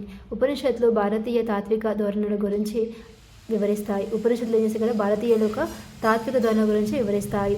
ఇతిహాసాలైన రామాయణం, మహాభారతాలు మలివేద ఆర్యుల కాలం నాటి రాజ్య విస్తరణ, భౌగోళిక, సాంఘిక, ఆర్థిక, మత పరిస్థితులను తెలియజేస్తాయి. ఓకే అండి, మళ్ళీ ఒకసారి కదండి. ఇక్కడ ఏంటి? ఋగ్వేదం ఏం చేస్తే ఇక్కడ తొలి ఆర్యుల రాజకీయ, సామాజిక, ఆర్థిక, మత పరిస్థితులను తెలియజేస్తుంది. మిగిలిన 3 వేదాలైన యజుర్వేదం, సామవేదం, అథర్వణ వేదం మలివేద కాలం నాటి ఆర్యుల జీవనం విధానాన్ని ప్రతిబింబిస్తున్నాయి. ఓకేనా, ఇది తొలి వేదమేమో ఋగ్వేదం, మలివేదమేమో ఈ 3. ఓకేనా, యజుర్వేదం, సామవేదం, అథర్వణ వేదం. నెక్స్ట్ మళ్ళీ ఏంటి ఇక్కడ? ఉపనిషత్తులు భారతీయ తాత్విక ధోరణుల గురించి వివరిస్తుంది. ఓకేనా, ఈ ఉపనిషత్తులు. నెక్స్ట్ ఇతిహాసాలైన రామాయణం, మహాభారతాలు మలివేద ఆర్యుల కాలం. ఓకేనా, మలివేద ఆర్యుల కాలం నాటి రాజ్య విస్తరణ ఏ విధంగా జరిగింది, భౌగోళిక పరిస్థితులు ఏ విధంగా ఉన్నాయి, సాంఘిక, రాజకీయ, ఆర్థిక, మత పరిస్థితులు ఏ విధంగా ఉన్నాయి అనే అంశాల గురించి తెలియజేస్తాయన్నమాట. అలాగే అష్టాదశ పురాణాలు కూడా ముఖ్యమైన ఆధారాలుగా పరిగణించబడుతున్నాయి. ఓకేనా అండి, వీటిలో మత్స్య, వాయు, భవిష్య, విష్ణు, భాగవత పురాణాలు చారిత్రకంగా ముఖ్యమైనవి. ఈ పురాణాల వల్ల ముఖ్యంగా హర్యాంక, శిశునాగ, నంద, మౌర్య, శాతవాహన మొదలైన రాజవంశాల చరిత్ర తెలుసుకోవచ్చు. ఓకేనా అండి. నెక్స్ట్ బౌద్ధ గ్రంథాలు. ఇది పెన్సిల్తో రబ్ చేయడం వల్ల ఇట్లా అయిపోయిందండి. ఈ ప్రింట్ అనేది వెళ్ళిపోతుంది. సో అందుకే నేను స్టాప్ చేసినండి రబ్ చేయడం అనేది. నెక్స్ట్ బౌద్ధ గ్రంథాలు. ఇవి బౌద్ధుల తాత్విక మతపరమైన గ్రంథాలు. పాలి, సంస్కృత, మిశ్రమ సంస్కృత భాషల్లో ఈ గ్రంథాలు ఉన్నాయి. పాలి గ్రంథాలు. హీనయాన బౌద్ధం పాలి భాషకు అనుసరించబడింది. ఇక్కడ ఏంటి? హీనయాన బౌద్ధం ఏంటి? ఇక్కడ పాలి భాషను అనుసరించింది. బుద్ధుడి మహాపరినిర్వాణం ఓకేనాండి తర్వాత త్రిపిటకాలు ఏర్పడ్డాయి. ఫస్ట్ మహాపరినిర్వాణం ఏర్పడిన తర్వాత ఏమైంది? త్రిపిటకాలు ఏర్పడ్డాయి. అందులో సుత్తిపీఠిక, వినయపీఠికం, అభిధమ్మ పీఠకం ఇవి బౌద్ధమత ధర్మం గురించి, ఆచార వ్యవహారాల గురించి, బౌద్ధతత్వాన్ని గురించి చెబుతాయి. ఈ పీఠకాలు మతత్వాలకు సంబంధించిన విషయాలను, వివిధ కథలను పేర్కొంటాయి. సుత్తిపీఠకం బుద్ధుని జాతక కథలను తెలుపుతుంది. 500 కథలు ప్రచురించబడ్డాయి. ఈ కథలు ఆనాటి రాజకీయ, సాంఘిక, మత, ఆర్థిక పరిస్థితులకు అద్దం పడతాయి. నెక్స్ట్ అండి, ఎవరికైతే యూస్ఫుల్ అనుకుంటారో ఈ వీడియో చూడండి, లేకపోతే స్కిప్ చేయొచ్చండి. ఓకేనా అండి. అలాగే రీడింగ్ నచ్చిన వాళ్ళు కూడా ఒకవేళ బుక్ అవసరం ఉన్నవాళ్ళు వీడియో స్టాప్ చేసి అంటే మ్యూట్లో పెట్టేసుకొని వినేసేయండి, చదువుకోండి మీ అంత మీ ఓన్గా. ఓకేనా అండి. నెక్స్ట్ సంస్కృత గ్రంథాలు. మహాయాన బౌద్ధం సంస్కృత భాషను అనుసరించినట్లుగా తెలుస్తుంది. మహాయానంలో బుద్ధుణ్ణి దేవునిగా కొలిచారు. బోధి సత్వుడు మహాయానంలో పరిపూర్ణత పొందిన గురువుగా పూజలను అందుకున్నాడు. వీరికి తగినట్లు మహాయానులు బుద్ధుని చరిత్రను తిరిగి రాసుకున్నారు. వైఫల్య సూత్రం మహాయాన బౌద్ధానికి ముఖ్య గ్రంథం. లలిత విస్తరం బుద్ధుని చరిత్రను బౌద్ధ ప్రపంచాన్ని తెలియజేస్తుంది. లలిత విస్తరం అనేది ఇక్కడ బుద్ధుని చరిత్రను బౌద్ధ ప్రపంచాన్ని తెలియజేస్తుంది అన్నమాట. సద్ధర్మ పుండరిక మహాయానుల మరో పవిత్ర గ్రంథం. నెక్స్ట్ అండి జైన గ్రంథాలు. జనులు మత గ్రంథాలను అర్ధమాగధి ప్రాకృత భాషలో రాశారు. ఎవరని ఇక్కడ అర్ధమాగధి అని ఆయన ఇక్కడ ఏం చేసి ప్రాకృత భాషలో రాశారు. వీటిని 12 అంగాలు, 12 ఉపాంగాలు, 10 ప్రకీర్ణాలు, 6 ఛేదసూత్రాలు, 4 మూల సూత్రాలు, 4 వివిధ రకాలైన గ్రంథాలుగా విభజించారు. 12 అంగాలు జైన భిక్షువులు ఉపాసించవలసిన విధానాలను, జైన మత తత్వాన్ని, మత జ్ఞానాన్ని, కథలను, జైన గురువులను, స్వర్గ నరకాల వివరణను తెలియజేస్తున్నాయి. కల్పసూత్రాలు ఛేదసూత్రాలకు అనుబంధాలు. ఛేదసూత్రాలను భద్రబాహుడు రచించినట్లు తెలుస్తున్నది. ఇది చాలా ప్రాచుర్యాన్ని సంతరించుకున్న గ్రంథాలు. వీటిని 3 విభాగాలుగా చేశారు. మొదటి విభాగం మహావీరుని జీవితాన్ని, జైనుల చరిత్రను తెలుపుతుంది. 2, 3 విభాగాలు జైన పాఠశాలల పట్టికలను, వాటిని గురువులు, మత ప్రచారకుల వివరణను తెలుపుతున్నాయి.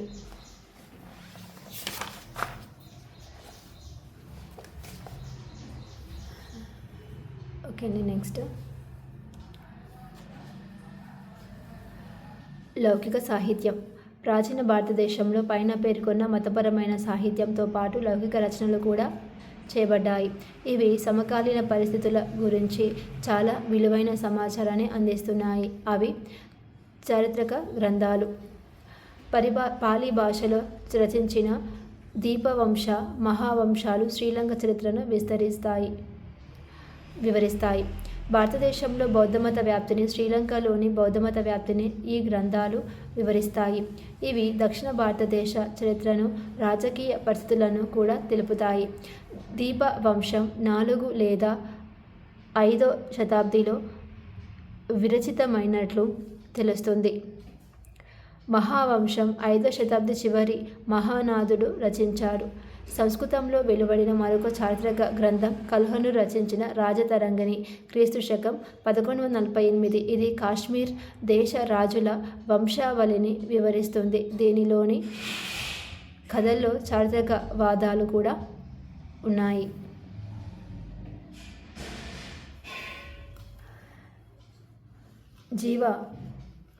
జీవిత చరిత్రలు. గురువుల, రాజుల జీవిత చరిత్రలను గురించి రాసిన సాహిత్యం మనకు ప్రాచీన కాలంలో చాలా కనిపిస్తుంది. వాటిలో ముఖ్యమైనవి అశ్వఘోషుడు రచించిన బుద్ధ చరితం, భానాభట్టు రచించిన హర్షచరితం, ప్రాకృత భాషలో మంజురాజు వాక్పల్తి రచించిన గౌడవహో, చాంద్ బర్దాయ్ రచించిన పృథ్వీరాజ్ రాసో బుద్ధ చరిత్రం కనిష్కుని కాలానికి సంబంధించినవి. ఓకేనా అండి. హర్షచరిత్రం అర్జుని చరిత్రను గౌడహో కనోజ్ రాజైన యశోవర్ధుని కాలానికి సంబంధించిన వివరాలను తెలియజేస్తున్నాయి. నెక్స్ట్ నాటకాలు. కాళిదాసు రచించిన మాళవికాగ్న మిత్రం, విశాఖదత్తుడు రచించిన ముద్రరాక్షసం, దేవి చంద్రగుప్తం చారిత్రకంగా పేర్కొనబడినవి. ఓకేనా అండి. విశాఖదత్తుడు ఏం చేసిన ఇక్కడ ముద్రరాక్షసం దేవిచంద్రగుప్తం. ఓకేనా. బాణుడి స్వప్నవాస వద్దత. ఓకేనండి. స్వప్నవాస వద్దత, శూద్రకుని వృచ్చకటకం, కాళిదాసు రచించిన రఘువంశం, కుమార సంభవం మొదలైనవి కూడా ముఖ్యమైనవి. మాళవికాగ్ని మిత్రంలో పుష్యమిత్ర శృంగిని కాలం నాటి సమాచారం లభ్యమవుతోంది. ఈ రచనల్లోని కూడా సమకాలిక సమాజ పరిస్థితులను తెలుపుతున్నాయి.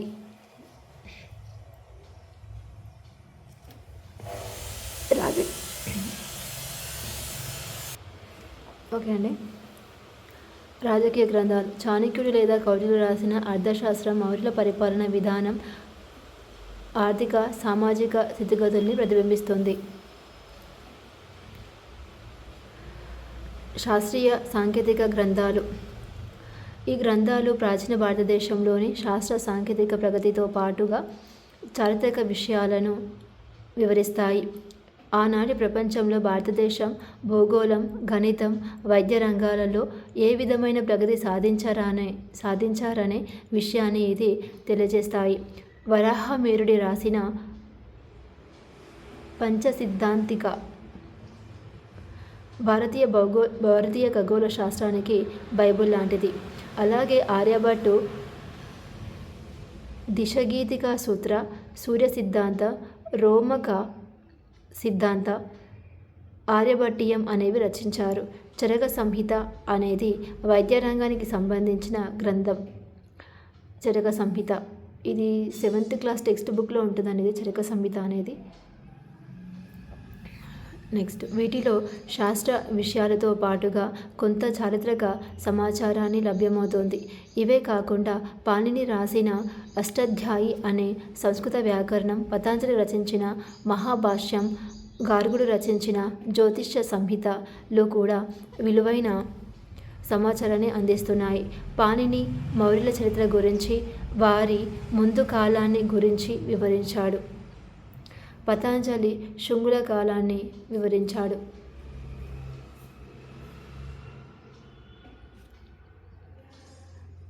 సంగం సాహిత్యం. ప్రాచీన భారతీయ చరిత్ర రాయబడడానికి మరో ముఖ్యమైన ఆధారంగా తమిళంలో విరచితమైన సంగమ సాహిత్యంను చెప్పవచ్చు. సంగం సాహిత్యం అనేది తమిళ కవుల సృష్టి. ఈ సాహిత్యం చెర, చోళ, పాండ్య రాజుల వంశావళిని పేర్కొంది. వీటిలో తమిళదేశ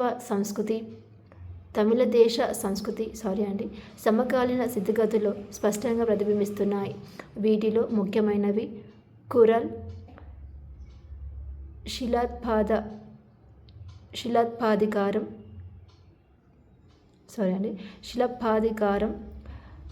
ఎట్టుతోగై, పట్టు, పదినెన్కిల్ కనక్కు మొదలైనవి. ఈ క్రీస్తు శకం 4వ శతాబ్దం వరకు గల విషయాలను అందిస్తున్నాయి.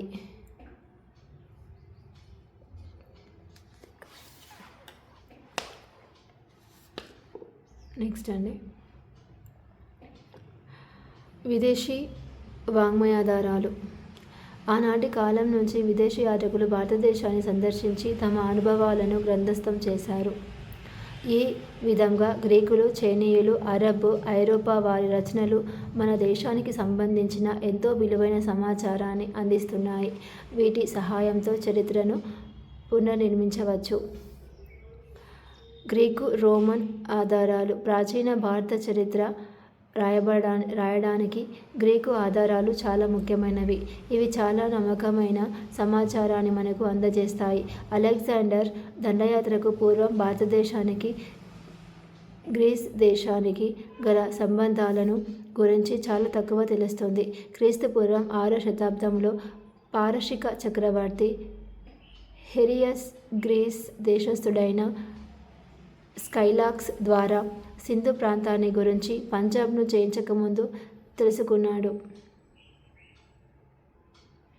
స్కైలాక్స్ రాసిన the account of the journey of Scylax మనకు లభించలేదు.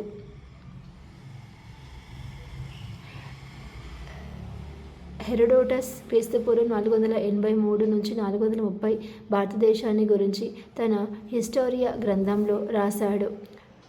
డేరియస్ ద్వారా వాయవ భారతదేశం గురించి తెలుసుకున్న సమాచారాన్ని హెరోడోటస్ గ్రంథ రూపంలో రాశాడు. ఇది మన చరిత్రకు ఆధారం అయింది. అలెగ్జాండర్ వద్ద నౌకాదళాధిపతిగా పనిచేసే నియార్కస్ సింధు తీరానికి చేరి తిరిగి పార్షియా దేశానికి వెళ్ళాడు. ఆయన తన గ్రంథాన్ని రాశాడు. జస్టిన్ రాసిన గ్రంథం భారతదేశానికి సెల్యూసిడ్స్కు బ్యాక్టీరియాకు గల సంబంధాలను వివరిస్తుంది. ప్లీనీ రాసిన గ్రంథం న్యాచురల్ హిస్టరీ అప్పటి భారతదేశ రాజకీయ భౌగోళిక పరిస్థితులను వివరిస్తోంది. దీనిలో రోమ్ భారతదేశ సంబంధాలు వివరాలున్నాయి.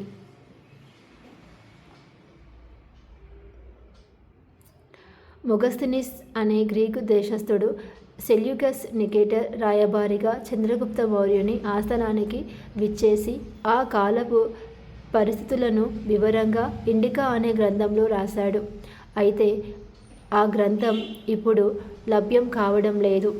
ఆ గ్రంథంలోని కొన్ని ముఖ్యాంశాలను స్ట్రాబో, డియోరస్, ఆరియన్ తమ గ్రంథాల్లో పేర్కొన్నారు. వాటి ద్వారా మౌర్యుల కాలం నాటి చారిత్రక సత్యాలు మనకు తెలుస్తున్నాయి. అలాగే టాలమీ రాసిన భూగోళం, ఒక అజ్ఞాత రచయిత రాసిన the Periplus of the Erythraean seal భారతదేశంలోని తీర ప్రాంతాల గురించి వివరించాయి. టాలమీ గ్రంథం ద్వారా భారతదేశానికి నౌకాశ్రయాలు మరియు రేవు పట్టణాల సమాచారం లభ్యమవుతోంది. అయితే గ్రీకులకు ఇక్కడ భాష, సాంప్రదాయాలపై పూర్తి అవగాహన లేకపోవడం వల్ల వాటి రచనల్లో కొన్ని అవాస్తవాలు, వివాదాస్పద అంశాలు చోటు చేసుకున్నాయి.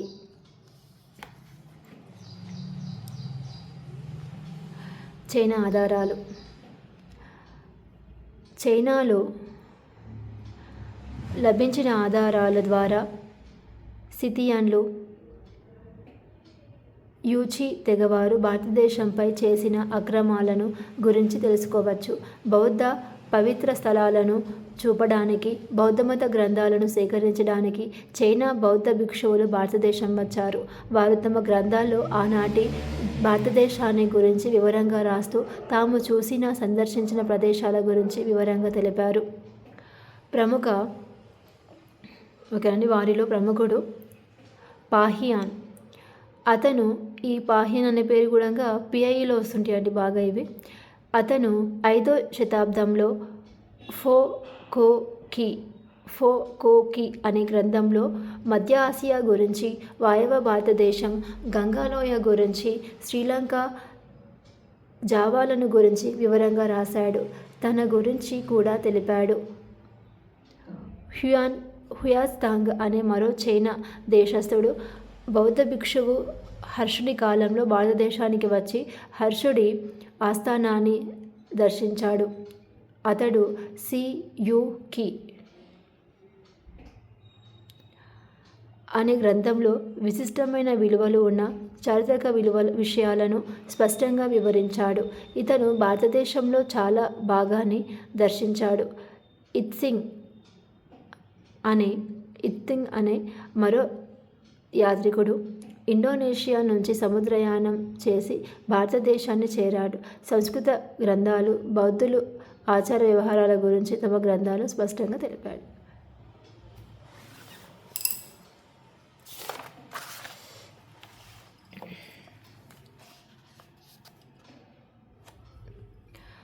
ముస్లిం ఆధారాలు.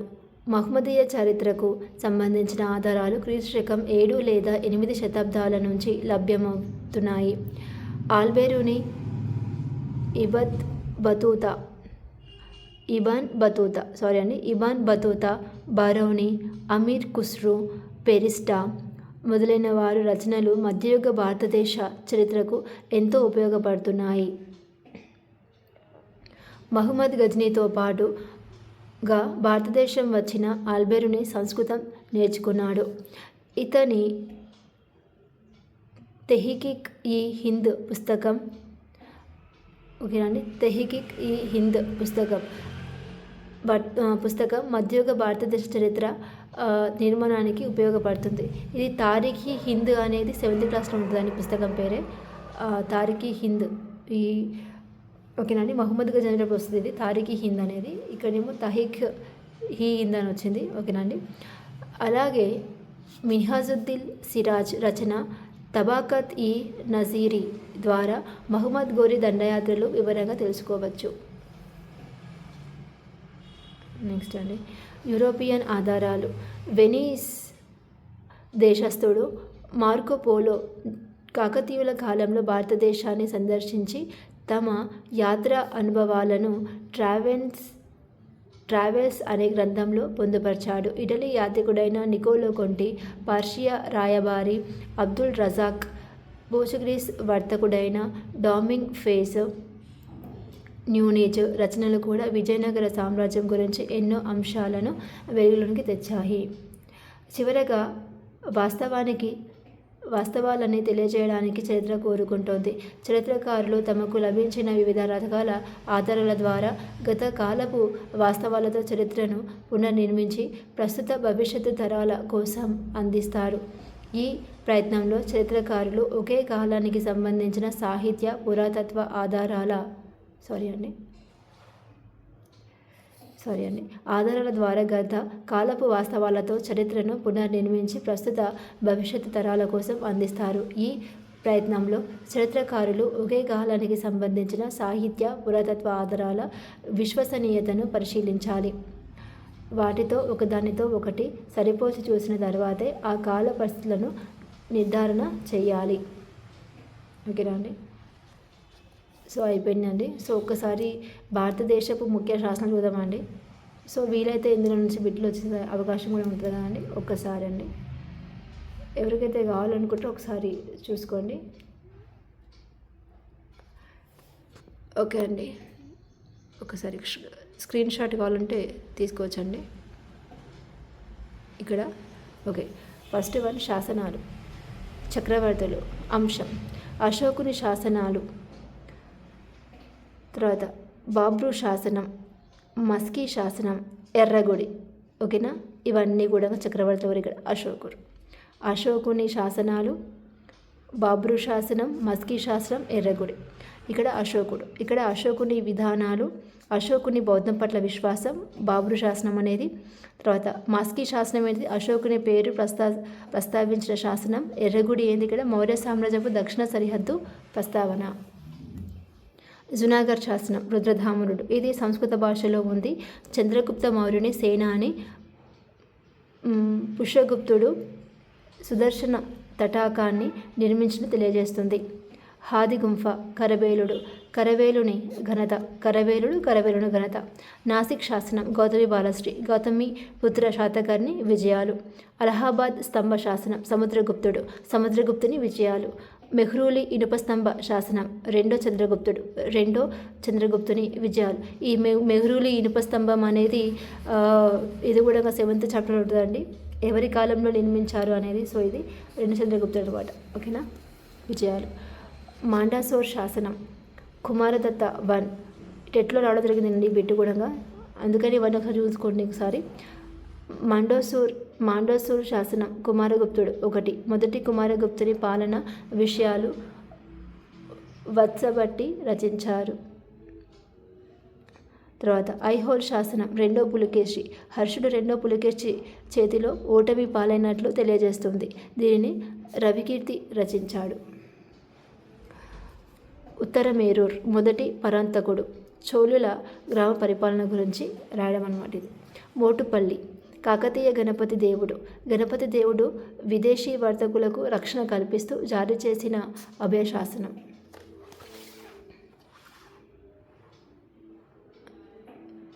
ఓకేనండి.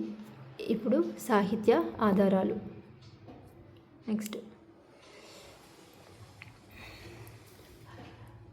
గ్రంథం అష్టాధ్యాయి రచనలు ఓకేనా అండి. విషయం కాలం. సో గ్రంథం అష్టాధ్యాయి పాణిని. సంస్కృత వ్యాకరణం మిలింద పన్హా నాగుసేనుడు. భారత గ్రీకు సంబంధాలు ఇండికా మొగస్తనిస్ మౌర్యుల కాలం. ముద్ర రాక్షసం విశాఖదత్తుడు చంద్రగుప్త మౌర్యుని విశేషాలు. అర్థశాస్త్రం కౌటిల్యుడు మౌర్యుల పాలన వ్యవస్థ. మాలవికాగ్నిమిత్రం కాళిదాసు శృంగరాజుల చరిత్ర.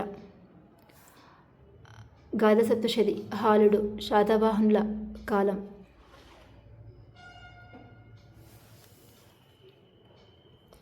కురల్ తిరువల్లువర్ సంగం కాలం. నెక్స్ట్ ఫో కోకి పాహియాన్ గుప్తుల కాలం. హర్షచరిత్ర బాణభట్టుడు హర్షుని కాలం. ప్రియదర్శిని రత్నావళి నాగానందం హర్షవర్ధనుడు హర్షుని కాలం. సియుకి హుయాత్సాంగ్ హర్షుని కాలం. రాజతరంగిణి కల్హనుడు కాశ్మీర్ రాజుల చరిత్ర. పృథ్వీరాజ్ రాసో చాంద్ బర్దాయ్ రాజపుత్రుల చరిత్ర. ట్రావెల్స్ మార్కోపోలో కాకతీయుల కాలం. క్రీడాభిరామం వినుగొండ వల్లభామాత్య కాకతీయుల కాలం. ఓరుగల్లు నగర వర్ణన.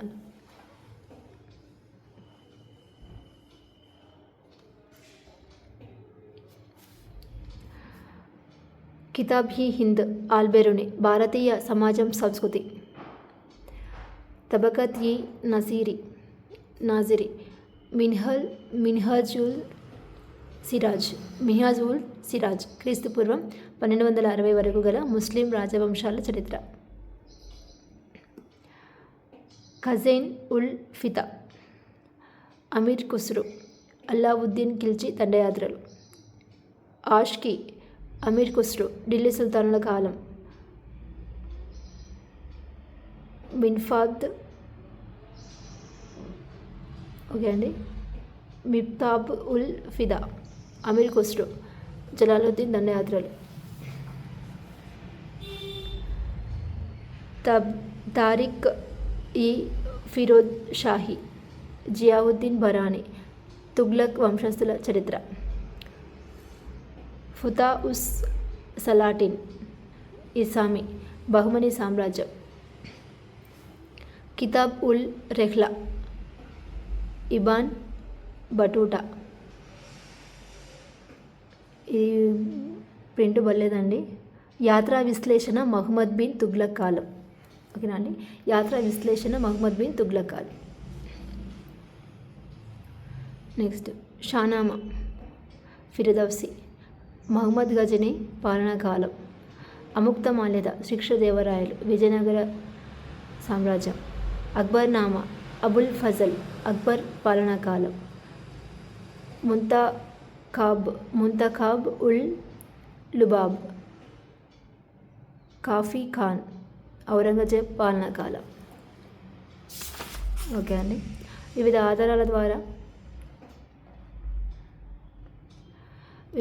ఆధారాల ద్వారా సేకరించిన సమాచారాన్ని వాస్తవిక దృక్పథంతో పరిశీలించాలి. తర్వాత చరిత్ర రచన చేయాలి. ఓకేనా అండి. సో ఇదండి ఫస్ట్ చాప్టర్ హిస్టరీ అనేది చరిత్ర ఆధారాలు. సో థ్యాంక్ యూ అండి. Thank you so much for watching అండి. ఎవరికైతే వీడియో యూజ్ఫుల్ అనిపిస్తుందో కొంచెం షేర్ చేయండి. Thank you so much.